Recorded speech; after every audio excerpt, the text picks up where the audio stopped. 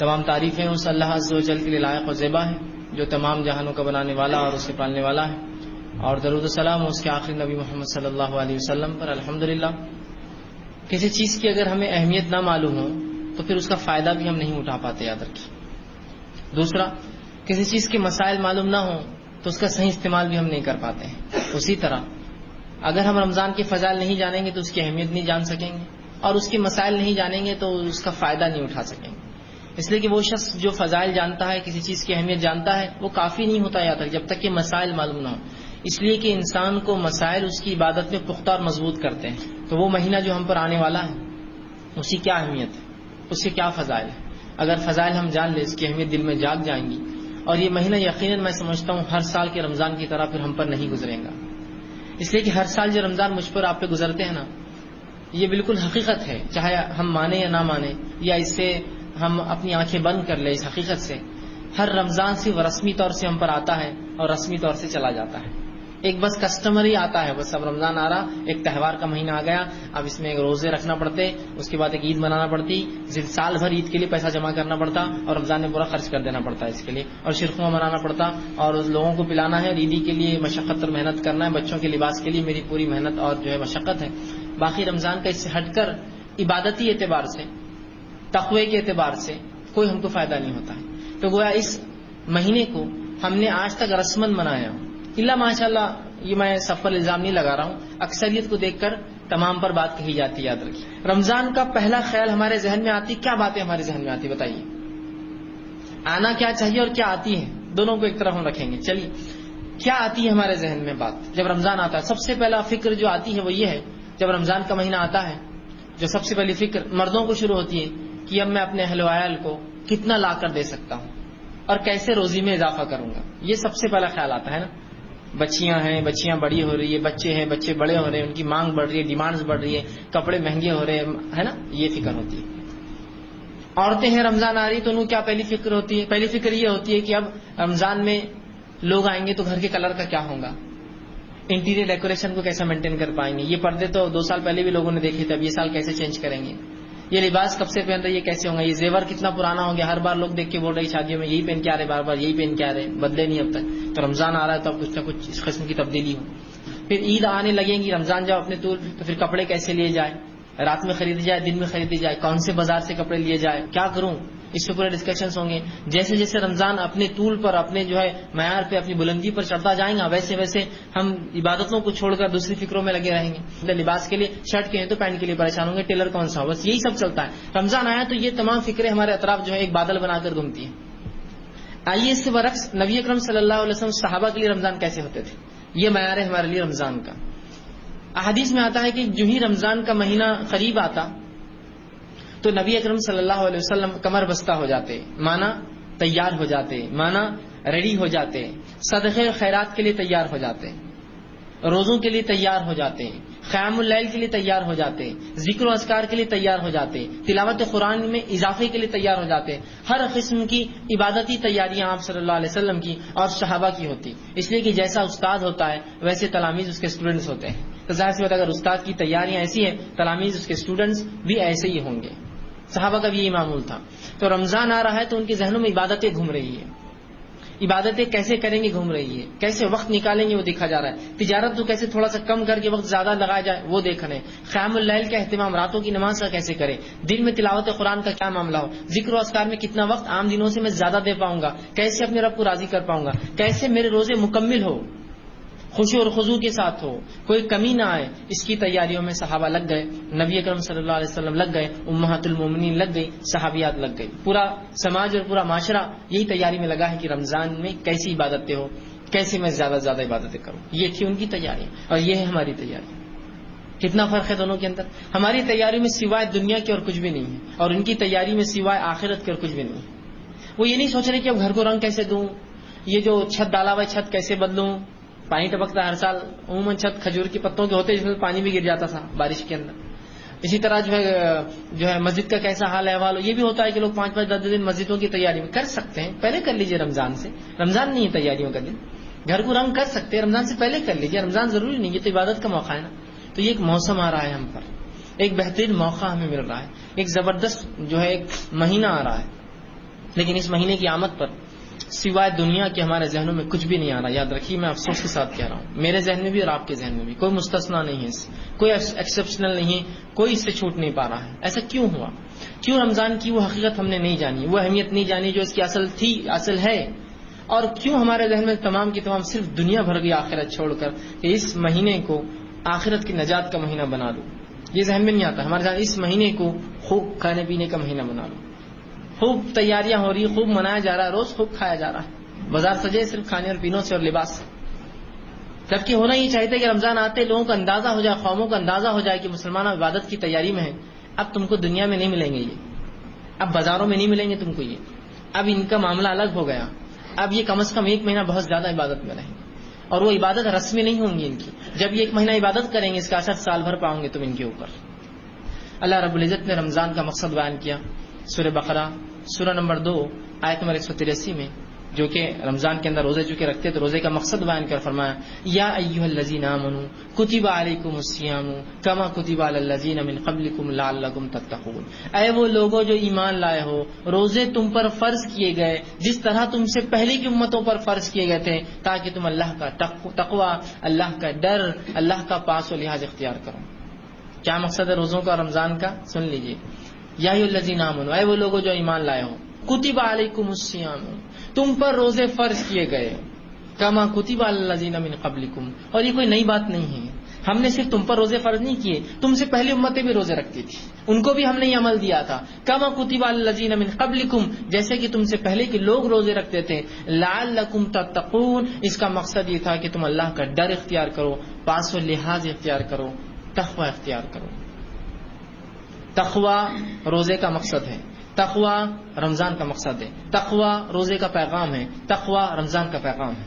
اللہ رب العزت نے بار بار اس پیغام کو قرآن میں دہرایا, یا ایھا الذین آمنوا اتقوا اللہ, اے وہ لوگوں جو ایمان لو اللہ کا ڈر تقوی اختیار کرو, اور بار بار اس جملے کو دہرایا. تو اللہ کا تقوی سمجھیے, اس بات کی بڑی اہمیت ہے. آپ کہیں گے اتنا سا مقصد, عظیم مقصد ہے یہ. اللہ کا ڈر جب انسان میں آ جاتا ہے تو حرام اور حلال کی تمیز کرنے لگتا ہے, دین اور شریعت اور جو ہے دنیا کے اندر وہ فرق کرنے لگتا ہے, دنیا پہ آخرت کو ترجیح دینے لگتا ہے, حرام حلال کی تمیز کرتا ہے, دھوکے بازی, جھوٹ اور تمام وہ خصلت رذیلہ جس کو کہتے ہیں, بری خصلتیں, ان سے احتیاط کرتا ہے. اور وہ خصلتیں جن کو حسن خلق کہتے ہیں, اچھی اخلاق, اچھی باتیں, اچھی خصلتیں, اچھی عادتیں اپنے نفس میں پیدا کرتا ہے. اس کے ہر عمل سے چھلکتا ہے کہ اللہ کا ڈر رکھنے والا ہے, اور ہر بار آخرت اس کے ذہن میں ہوتی ہے کہ یہ کروں گا تو اس کا اثر آخرت پہ کیا ہوگا, یہ کروں گا تو اس کا آخرت پہ اثر کیا ہوگا.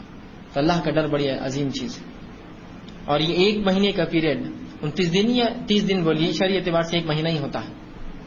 یہ ایک مہینے کا جو پیریڈ دیا گیا, یہ جو وقت ہے, یہ تقوی اختیار کرنے کا وقت ہے, یہ تقوی کو سیکھنے کا وقت ہے, یہ تقوی کو اپنی نفس میں ڈالنے کا وقت ہے, اور سارے سال پھر اس کا اظہار کرنے کا وقت ہے. یہ نہیں کہ رسمی طور سے پورا مہینہ میں نے تقوی اختیار کرو پھر چھوڑ دیا. اندازہ لگائی, جو انسان ایک مہینہ تقوی اختیار کر سکتا ہے, ایسے کیا ہو گیا ایک مہینے بعد جو اس نے اچانک تقوی کو اتنا زبردست انداز سے چھوڑا, سوائے اس کے کہ اس نے اس کو اہمیت نہیں دی ہوں گی, رسمی طور سے یہ کام کیا ہوگا.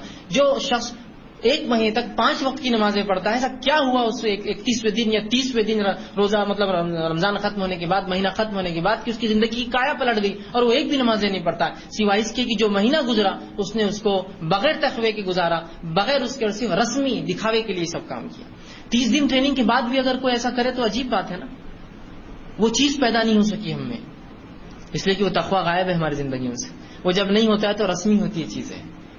تو جو تقوی ہم رمضان میں اختیار کرتے ہیں نا, وہ رسمی ہے. اگر وہ حقیقی تھا تو اس کا اثر زندگی بھر چھلکتا, سال بھر تو چھلکتا ہی, زندگی بھر چھلکتا, اور اگلے سال تک جو کوتاہیاں ہوتی پھر وہ رمضان آپ کو فریش کر دیتا, ریفریش کر دیتا, آپ کی اصلاح کر دیتا, اور ایک بہترین انسان بنا دیتا آپ کو. اور ہمیں لیکن ایسا نہیں ہو پا رہا ہے. رمضان آ رہا ہے اور جا رہا ہے, آ رہا ہے اور جا رہا ہے, بس کتنے پتہ نہیں زندگی میں ہمارے گزر گئے. اللہ ہی رحم کرے, پتہ نہیں اگلا ہم پاتے ہیں یا نہ پاتے ہیں. اس سے پہلے کی رمضان اس کی تیاری کر لیجئے اور پرماننٹ چینج کے ارادے کیجئے, ایک مکمل طور سے ایک بنیادی تبدیلی, پرماننٹ چینج لائف کے اندر کرے. اور رمضان ہے ہی اس کے لیے, دیا ہی گیا اس کے لیے کہ ایک مکمل تبدیلی انسان کے اندر لا دے وہ ایک مہینہ کے اندر. اور جب مہینہ بھر انسان نمازیں پڑھے, اور صرف فرض بھی پڑھے, تو 5 وقت کی نمازیں پڑھتا ہے, 30 دن پڑھتا ہے, 150 وقت کی نمازیں پڑھ رہا ہے. 150 بار کسی عمل کو دہرانے کے بعد کیا پھر وہ عمل بھول سکتے ہیں آپ اتنے آسانی سے؟ کہ ایک چاند دکھا تو مسجد میں جگہ کی کمی ہو گئی اور ایک چاند دکھا تو مسجد کی صفیں ایسی ویران ہوئی کہ اگلے سال تک سے ترس رہی ہے کہ لوگ آ کر کھڑے ہو اس کے اوپر. ہے نہیں ہے حقیقت. تو کیا مسلمان نے رسمی منایا اس رمضان کو کہ ایسی کوئی مسجد نہیں ہوتی شہر اور گاؤں میں جو رمضان کی 1 تاریخ تک چاند دکھ جاتا ہے, پہلی تراویح ہوتی ہے, دوسری تراویح ہوتی ہے, اس میں جگہ پورتی ہو. سڑکوں پہ آ جاتے ہیں, چھتوں پہ چڑھ جاتے ہیں, راستے بند کرنے پڑتے ہیں, ہے نا. وضو خانوں پہ لوگ چڑھے ہوئے ہیں, طہارت خانوں کے پاس نمازیں ہو رہی, چپلیں ہٹا کر نمازیں پڑھ رہے ہیں. لیکن اسی کے بعد ایک اور چاند دکھتا ہے جو کہ شوال کا چاند ہوتا ہے, عید کا چاند بولتے ہیں اسے. اس عید کے چاند کی عشاء اور اس رمضان کے چاند کی عشاء کا فرق یہ بتاتا ہے کہ مسلمان نے رمضان رسمی منایا, حقیقی نہیں منایا. اگر حقیقی مناتا تو 150 بار جو عمل اس نے کیا مسجد میں جا کر, ہر روز 5 بار, اتنے جلدی نہیں بھول سکتا اس عمل کو. اتنے جلدی کوئی انسان نہیں بھول سکتا, یہ ہو ہی نہیں سکتا. رمضان دیا گیا مغفرت کے لیے, لیکن ہر مغفرت کے دعوے کو, ہر مغفرت کے وعدے کو جو اللہ رب العزت نے اس امت کو کیا ہے, اس مغفرت کے وعدے کو امت مسلمہ نے گناہ کرنے کا لائسنس سمجھا ہے. تو رمضان جب آیا تو رمضان کو ہم نے سمجھا اس مہینے میں ہم گناہ دھو سکتے ہیں, یقیناً دھو سکتے ہیں, لیکن ہم نے اس کو رسمی دھویا کہ رمضان کے مہینے میں گناہ دھو اور پھر رمضان کے بعد سے شروع کر دو. اگلا رمضان آئے گا پھر دھو, پھر رمضان کے بعد پھر شروع کر دو, اور اگلا رمضان آئے گا پھر دھو, اور اس کے بعد پھر کر دو. اسی وجہ سے یہی حالات کو دیکھ کر شاید وہ مثال بنی کہ 100 چوہے کھا کر بلی چلی. آپ سمجھتے ہیں کیا بولا, مطلب بہت اپنے آپ کو گناہ میں ڈال دیا, ہزاروں لاکھوں کو لوٹ لیا اور پارسا بننے کے لیے پھر ایک عبادت کر کے آ گئے, اور آنے کے بعد پھر وہی گناہ میں ملوث. تو ہر اللہ کے وعدے کو مغفرت کے ہم نے گناہ کا لائسنس سمجھا ہوا ہے. ارے اس کا مطلب تمہارے گناہ معاف ہو گئے, ماشاءاللہ, حج کر کے آ جاؤ, پھر اب کرو نا نئے گناہ. پھر اچھا اس کا مطلب یہ, اور مولوی صاحب نے بولا پچھلے پورے معاف ہو گئے, مطلب آپ تم کر سکتے ہو. اللہ کے بندوں کے حق کبھی معاف نہیں ہوتے ہیں, حتیٰ کہ اللہ کے بندوں کے حق اللہ بھی نہیں معاف کرتا. مطلب میرے کو ان سے معافی مانگنا پڑیں گی ذاتی طور سے, اور وہ چیز دینا, وہ وعدے پورے کرنا پڑیں گے جو کیے تھے. تو رمضان پھر مغفرت کا ایک مہینہ آ رہا ہے, لیکن اس مغفرت کو پھر ہم نے سمجھا یہ گناہ کرنے کا لائسنس ہے, گناہ کرنے کے لیے وجہ ہے رمضان.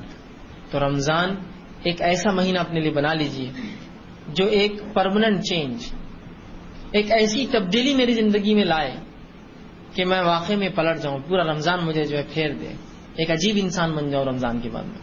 تو کوشش کریں اس رمضان کو وہی رمضان اپنے لیے بنا لوں میں جو میری زندگی کو تبدیل کرتے. رمضان کا مقصد ہے اللہ کا ڈر اختیار کرنا, اللہ کا تقوی, اور تقوی کا ایک معنی پاس و لحاظ. پاس و لحاظ کس اعتبار سے, آپ ایک بس میں سوار ہیں اور ایک بوڑھا انسان اس بس میں سوار ہو جائے تو اس بوڑھے انسان کی عمر کا پاس و لحاظ رکھتے ہوئے اپنی جگہ چھوڑ دیتے ہیں. پاس و لحاظ. ایک کمزور انسان کو دیکھ کر اپنا کھانا آپ اس کو دے دیتے ہیں, اس کا پاس و لحاظ رکھتے ہیں. تو اپنے رب کا پاس و لحاظ ہے تقوی, کہ جس نے مجھے پیدا کیا اس کا لحاظ رکھو, جو وہ چاہتا ہے وہ کرو, جو نہیں چاہتا ہے مت کرو, یہ لحاظ ہے. تو یہ بھی تقوی کا معنی پاس و لحاظ رکھنا کسی ذات کا, اللہ کا پاس و لحاظ رکھو, ڈر اختیار کرو اس کا. تو رمضان کا مقصد اللہ کا ڈر ہے, اور اگر 30 دن ڈر ہم نے اختیار کیا اور 31ویں دن وہ ڈر باقی نہ رہا تو یہ ڈر رسمی تھا. رسمی سمجھتے ہیں نا, کوئی چیز کسٹمری چل رہا ہے تو ایسا کرنا پڑتا ہے, کیوں نہیں معلوم, ویسا نہیں ہونا چاہیے. معلوم ہو مجھے میں کیوں کر رہا ہوں اور اس کے کیا فائدے ہیں, اور میں اپنے آپ کو بدل رہا ہوں. تو یہ ایک مہینہ ٹریننگ کے لیے. تو 30 دن جو انسان عمل کرے نا وہ زندگی بھر ہو سکتا ہے. اس لیے تو اللہ رب العزت نے اپنی حکمت سے 30 دن طے کیے. چاہتا تو 3 مہینے کے روزے حکم دے سکتا تھا, رکھنا پڑتے تھے ہم کو. چاہے تو 6 مہینے کے کہتا تھا, رکھنا پڑتے تھے ہم کو. چاہے ہر مہینے آڑ بولتا تھا, رکھنا پڑتے تھے ہم کو. نہیں کیا, اللہ کو مانتا ہی کافی. ایک مہینہ, ایک مہینے میں انسان کی کایا پلٹنے کی بہت ہے. جو انسان ایک مہینے حرام چیزوں سے بچتا رہا, حرام چیزیں کھانے, حرام چیزیں پینے, حرام چیزوں کے استعمال سے, تو کیا ہی ممکن اس کے لیے نہیں ہے کہ وہ بعد میں بھی سال بھر بچتا رہے. ایک مہینہ بہت لمبا عرصہ ہوتا ہے, یاد رکھیے.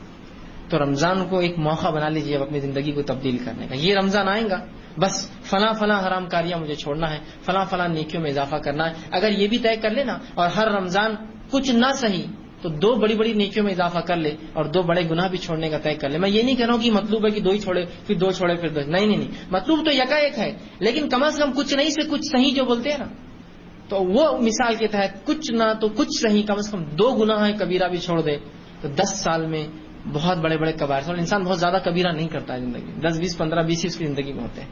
تو 10 سال کے رمضان اس کو ایک اچھا مسلمان اور مومن بنا دیں گے کہ بھائی یہ 2 چیزیں کہ میں جھوٹ بولتا ہوں اور دھوکہ دیتا ہوں, اب نہیں, یہ رمضان کی بات نہیں. بندوں کے حق اب نہیں ماروں گا. اور 2 اضافے نیکیوں میں کرنا ہے. نماز کی پوری پابندی ہوں گی, اور تلاوت قرآن میں مسلسل کرتا رہوں گا معنی کے ساتھ. ختم. اب یہ تبدیلی دو ہی سوچیے آپ، یہ بہت بڑا چینج لائیں گے، پوری زندگی کا کایا بدل دیں گے. بالخصوص نماز، اس لیے کہ نماز وہ عمل ہے جو انسان کو فحش اور منکر، گندگی، بے-حیائی، برائی اور خراب کاموں سے روکتا ہے. ٹھیک، تو ایسے اضافہ کرتے رہے تو ہر رمضان 2 گناہ اور ہر رمضان 2 نیکیوں میں اضافہ کرے تو دیکھیے آپ کی زندگی 10 سالوں میں بدل جائیں گی. مطلوب نہیں ہے، لیکن کچھ نہیں سے کچھ صحیح کی مثال دے رہا ہوں. مطلوب تو یہ کہ رمضان آتے ہی زندگی کایا پلٹ جائے. اب جتنی گناہ تھے ماں سے چھوڑوں اور جتنی نیکیاں ہو سکتے اتنے کروں، یہ میرا ایک منشا ہو، میرا یہ مشن ہو.